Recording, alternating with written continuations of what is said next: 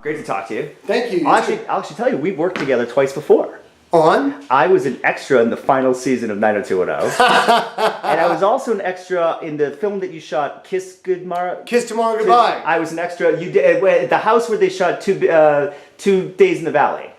It was like a Friday night shoot. I remember helping you move a table because there were not enough grips. And, No, wait, you're talking about the party up on the party house scene. up on the hill. Yes, on the that hill. Big modern house up on the hill. And there weren't enough grips or something to move stuff around, so you were like, someone help me, and I helped you move a table, and it was great to watch you work and then now see how you developed as a filmmaker.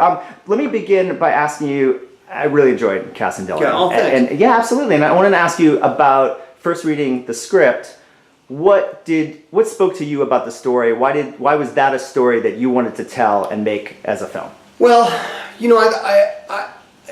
I like the script because, the script is really about two characters that are at very different points in their lives. And this movie is really about the fact that two people can be very different and two people can be at very different places, but those same two people can have a lot of things that they can share and a lot of things that they can still teach each other. And I think that sentiment in today's world is very important, and I think it's a sentiment that a lot of people forget. Absolutely. And you've been directing for a while now. What have you learned in your past projects that you were able to take to this film, as far as maybe stumbling blocks to know not to stumble over, or maybe something new you learned in making this film? Well, every project that you work on, you learn every day. You learn every shot. You learn every scene. You learn something. There were a lot of challenges on this film. I mean, it's a road movie, and there are a lot of inherent challenges in making road movies. I tried to be cognizant of all those things and avoid all those things. I mean, there were a lot of creative ways that I got around a lot of those things. I was fortunate in that.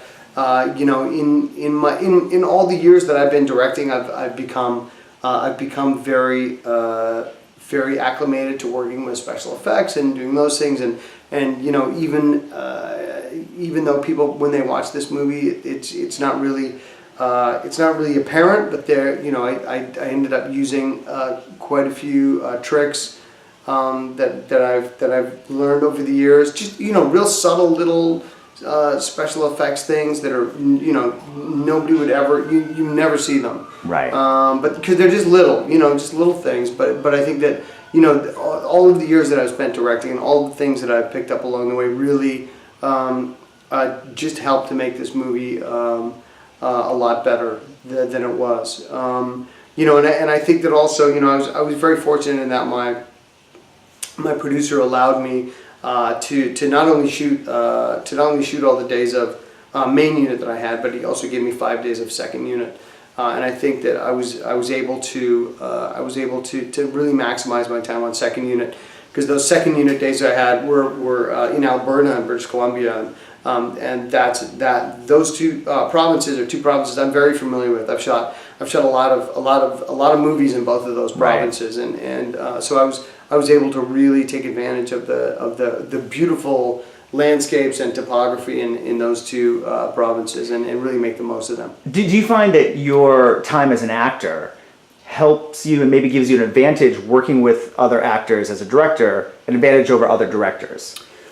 Well, I mean, being an actor as well as a director, I think it really helps me. I mean, I speak the secret language that other actors speak, and so I'm able to get in there and talk to actors very quickly and do you feel that respect from them because they know that you know what you're talking about? I think so. I mean, when I come up to them to talk to them, they know that I know what they're doing and what they're going through and what they're going for, because I've been there. Absolutely. You know what I mean? And I think that gives me a distinct advantage. I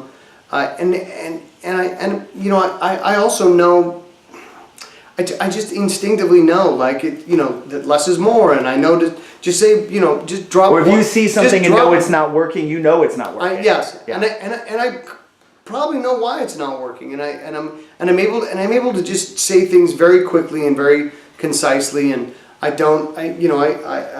some directors have a difficult time talking to actors because they don't know, do I need to pussyfoot around this, or can I just say it, and because it's difficult, human interaction is difficult, and so it's, I think I do have an easier time of it because I have been an actor. Tell me about working with the great Richard Dreyfuss. What was he like to direct? Dreyfuss is awesome. He's a great raconteur. He's a phenomenal actor. But I'm not gonna lie to you. On day one, I was a little intimidated. He's Academy Award winner Richard Dreyfuss, and I had to go direct him, and it was. But it's but when you work with actors like Dreyfuss, it's a collaboration that the director has with an actor like that, and luckily for me, Dreyfuss is a collaborator, so we had a good collaboration, and he's a wonderful, charming, awesome guy, and it's great in the film. It's a great role for him. He's phenomenal. Yeah. And he came to work every day with lots of ideas, as I did, and like that's really the basis of a great collaboration, is when you have an actor and a director who both come to work with ideas, and best idea wins, and away we go.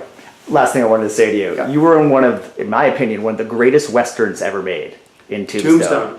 I mean, what do you think about when you look back on that film? I mean, you were such great caliber of actors. Yeah.